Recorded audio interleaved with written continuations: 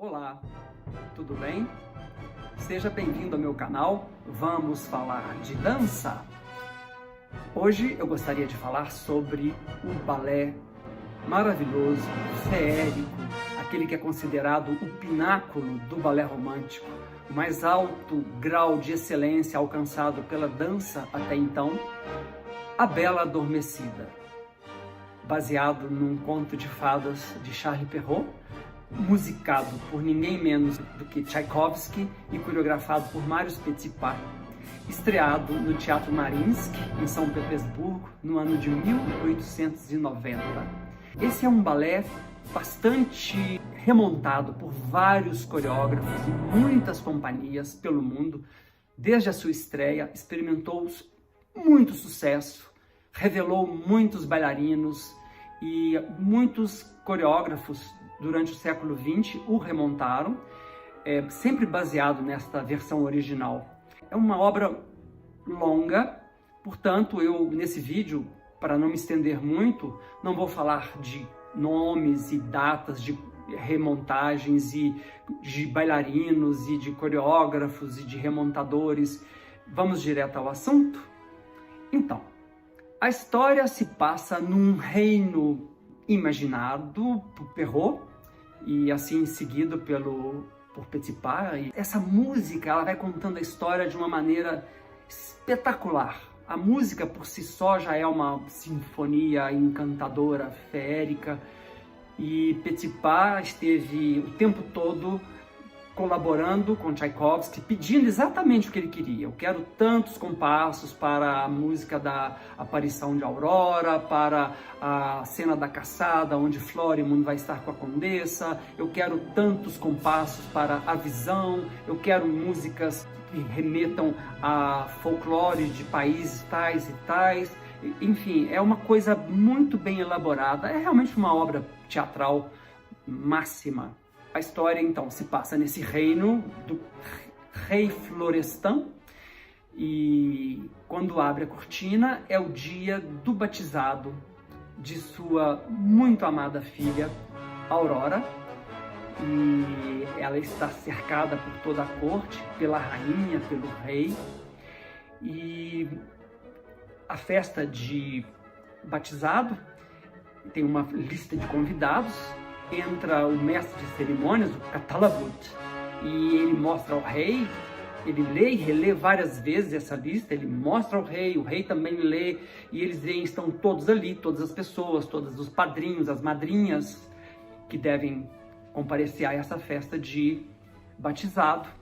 E a seguir, o rei dá sinal para o começo dos festejos, e vem toda a corte, vem a criança a Aurora está no seu berço ao fundo da cena, e a seguir vem as fadas, que serão as madrinhas. Essas fadas trarão presentes inimagináveis para a princesa Aurora, que acaba de nascer. Essas fadas, elas mudam de nomes, dependendo do país onde é remontada. A obra tem vários nomes. Na Rússia elas têm um nome, na França tem outro, nos Estados Unidos, na Itália, no Brasil.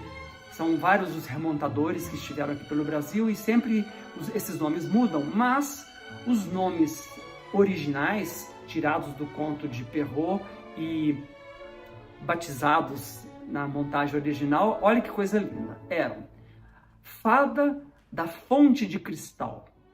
Depois você tem a outra fada, que é a do Jardim Encantado. A outra se chama Clareiras da Floresta. A outra, o Canto dos Pássaros. Ainda uma quinta fada chamada Vinhedo de Ouro. Todas comandadas pela fada Lilás. Essas fadas dançam no prólogo e trazem os seus presentes. São solos curtos. Petipa pediu exatamente o que ele queria a Tchaikovsky. São solos que musicalmente têm uma coerência enorme, porque um é lento, o outro é mais staccato, o outro é pizzicato, e é muito bonito isso.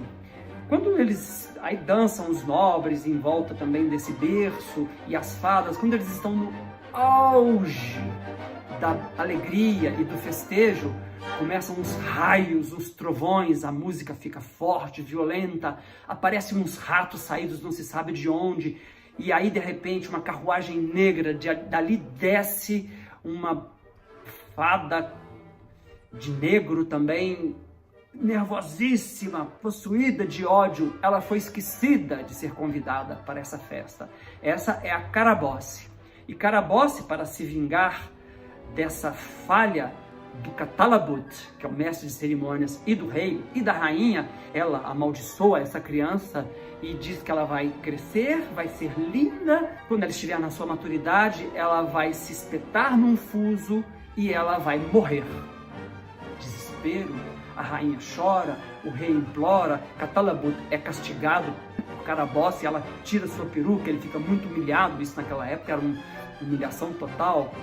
E quando estão todos desesperados, a fada Lilás, que até então não tinha apresentado seu presente, ela entra, apazigua todos e diz que a Aurora vai ser uma criança linda, vai crescer, ela realmente vai espetar o dedo num fuso, mas que ela dormirá um sono, toda a corte dormirá um sono de 100 anos e ela irá despertar com o beijo de um príncipe apaixonado, um príncipe galante, e que fará que ela seja feliz para sempre ao seu lado, e esse reino será próspero e feliz. Carabosse tenta reagir, ela sai irritadíssima, outros relâmpagos e trovões e mais, ela desfila com a sua carruagem pelo palco, amaldiçoando, e sai, e termina esse prólogo com um pouco de paz. A música vai narrando todo o tempo, é uma beleza, realmente de uma genialidade a obra musical. Bom, o primeiro ato acontece nos jardins do palácio do rei Florestan e sua corte. Já é o aniversário de 16 anos da Aurora, passou-se o tempo, e para esse aniversário, o rei convida alguns príncipes dos reinos da Índia, da Inglaterra, da Espanha e da Itália. Esses príncipes vão cortejar a Aurora e, teoricamente, um deles será escolhido por ela para se casar. Eles estão muito curiosos para conhecer essa princesa, eles já estão antecipadamente apaixonados por ela, porque fala-se muito bem, fala-se muito da sua bondade, da sua beleza, pelos 4 cantos do mundo. E, de repente, a Aurora entra, ela tem uma entrée magistral, e ela dança uma variação super difícil, super bonita, super elaborada, super rápida. A seguir vem o famoso Adágio da Rosa, onde os príncipes, um a um, eles se colocam numa fila e eles dançam com a Aurora. No meio dessa dança eles lhe oferecem rosas, ela pega essas rosas, joga aos pés da rainha, depois eles vêm e oferecem mais uma vez essa rosa, e cada um faz com ela uma promenada. É muito difícil tecnicamente isso para a Aurora, e ela tem que passar toda uma tranquilidade, toda uma ingenuidade, toda a alegria e a pureza de uma menina de 16 anos, e com muita técnica, com muita segurança. Ao final, ela tem que ficar numa promenada com essas flores na mão, faz essas piruetas e faz os equilíbrios, famosos equilíbrios do Adágio da Rosa, termina e ela continua, ela tem uma variação, os príncipes estão encantados por ela, e ela então tem uma coda, e nessa coda ela gira, gira. Só que, nesse meio dessa festa, tem umas pessoas assim passando, porque como é no jardim, ao longe você vê as pessoas da cidade, né, desse reino, passeando, umas pessoas assim um pouco estranhas, sempre tem uma certa ameaça. A Aurora, ingenuamente, chega perto de uma dessas pessoas e essa pessoa lhe oferece um presente. Como é seu aniversário, ela aceita. E quando ela vê, é um fuso.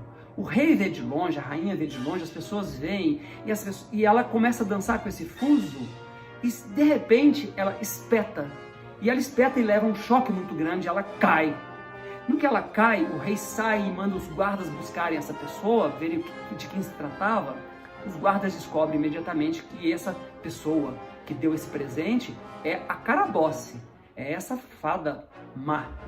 Essa obra, ela tem muito essa coisa da luta do bem contra o mal, do reino da luz contra o reino das trevas, e é nesse momento aí que fica tudo muito claro. Quando a Aurora espeta seu dedo nesse fuso, ela começa a ficar dormente, eles a levam, a fada a Lilás aparece e ela lembra a todos, não é uma maldição, todos irão dormir durante 100 anos, e busquem seus lugares, busquem seus quartos e vão, porque vai ser um longo tempo, mas ela vai despertar, isso no final vai dar certo. E termina então essa cena do primeiro ato. A Aurora é levada para o seu quarto, os reis, os guardas, a nobreza vão todos adormecendo, e em muitas montagens as plantas começam a tomar conta do reino e vai passando uma coisa que era toda luz, passa a ser uma coisa escura, lúgubre, e termina então esse primeiro ato.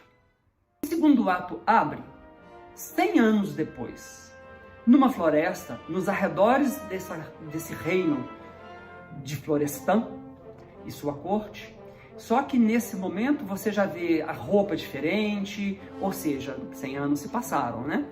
E é uma cena de caçada, onde nesse momento aparece pela primeira vez o príncipe Florimund e seus amigos, condes, marqueses, príncipes, princesas, e ele está muito assim aborrecido nesse momento, e eles tentam fazer alguns jogos com ele, brincadeiras de tipo cabra cega, e ele não entra nesse jogo dessa turma, né? São todos jovens, todos felizes, e aí eles ouvem os sons de uma trompa de caça, e eles falam, vamos voltar a caçar. Eles estão todos com roupa de montaria, de caça, e ele fala, não, vocês podem ir e eu vou ficar aqui, eu me junto a vocês um pouco mais tarde. Ele então sai passeando por essa floresta e ele chega à beira de um lago. Ele não vê, mas ao longo aparece um barco, e nesse barco está a fada Lilás.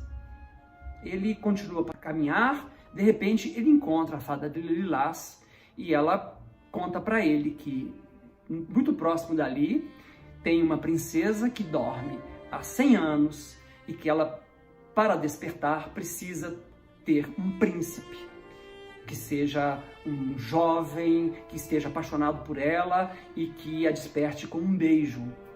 Ele fala como, a princípio ele não dá muita atenção para essa história, ele acha tudo um pouco absurdo, e ela fala, eu vou te mostrar então um pouco. Ela mostra então rapidamente onde está a princesa, ele vê de longe. Normalmente as montagens têm uma luz que aparece e a princesa ao longe deitada em seu leito, e ele fica então curioso com aquilo, ele pede para ver mais. A fada Lilás, então, ela concretiza nessa floresta essa famosa cena da visão. Ela então possibilita que Florimund veja a Aurora, e ele praticamente pode até tocar nela. É uma cena linda. A Aurora aparece rodeada de fadas e ninfas, e ela tem passagens e tem solos, danças, tem um pequeno padedê com Florimund. Ele fica completamente apaixonado por ela. Então o que acontece? A fada propõe a ele ir até esse reino e acordar a Aurora. Ele aceita, e então eles, tanto a fada Lilás quanto Florimund montam nesse barco, e tem um tema musical lindo, e eles então geralmente eles vão serpenteando pelo palco, e aí eles chegam num determinado lugar. Existe uma resistência de Carabosse nesse momento, tentando que ele não consiga chegar até a princesa, mas a fada Lilás sempre é mais forte, ela consegue ir conduzindo Florimund até ele chegar dentro do castelo. Ele entra, ele vê todo mundo dormindo, aquele monte de planta que já tomou conta do castelo, e tudo empoeirado, tudo parado no tempo, tudo suspenso, né? E aí ele vai até o quarto da princesa, e ele lhe dá um beijo, e tem um acorde musical maravilhoso, e ela acorda, e ela se dá conta de que finalmente passaram-se 100 anos e ela foi despertada por um príncipe encantado. Final do segundo ato. O terceiro ato é o famoso ato das bodas de Aurora. É o casamento de Florimund e Aurora, e para esse casamento são convidados muitos nobres, muitas pessoas de outros reinos, e é interessante que tem nesse terceiro ato a participação de vários personagens dos contos de fadas. Entre eles o gato de botas com a gata branca, Chapeuzinho Vermelho com o lobo, você tem o pássaro azul com a princesa Florine, você tem a Bela e a Fera, e abre então uma grande polonese. Todos esses personagens desfilam perante o rei e a rainha, e todos têm as suas cenas, tem umas pequenas cenas desses personagens, como eu falei, musicadas e teatrais, e muito bem feitas, muito bem resolvidas, até que aparecem os dois principais, Florimund e Aurora, e eles dançam o famoso pas de deux de bodas. É um pas de deux lindo, onde agora a Aurora já não é mais aquela garotinha que apareceu no primeiro ato, dançando, fazendo o adágio da rosa, nem aquela, ela é uma coisa clássica. Esse pas de deux, ele é dificílimo, mas ele tem que ser muito bem dançado, muito bem conduzido. A corte está toda presente e é assim um ato famosíssimo, respeitadíssimo pela classe da dança, porque todo mundo sabe como é difícil esse pas de deux e como são difíceis as variações masculina e feminina. Ao final eles têm uma coda e termina numa grande mazurca, onde toda a corte vem, reverencia rei, rainha e os noivos. E a partir de então eles vão viver felizes para sempre. Basicamente, essa é a história do balé A Bela Adormecida. Eu acho que todos os outros comentários a respeito dessa obra serão desnecessários nesse momento, que eu penso que o que é mais importante é contar essa história tão linda e tão bem musicada e coreografada. Eu vou parar por aqui. Se vocês quiserem mais comentários e mais detalhes a respeito deste balé, exatamente desta obra, podem inscrever para o meu canal. Se você gostou, dê o seu like, se inscreva e compartilhe com seus amigos e fale, converse sobre dança, converse sobre arte, converse sobre música com seus amigos, com seus colegas de classe. Eu aguardo todos para um próximo encontro. Me despeço, mandando um grande beijo para todos, desejando muita saúde. Um grande beijo.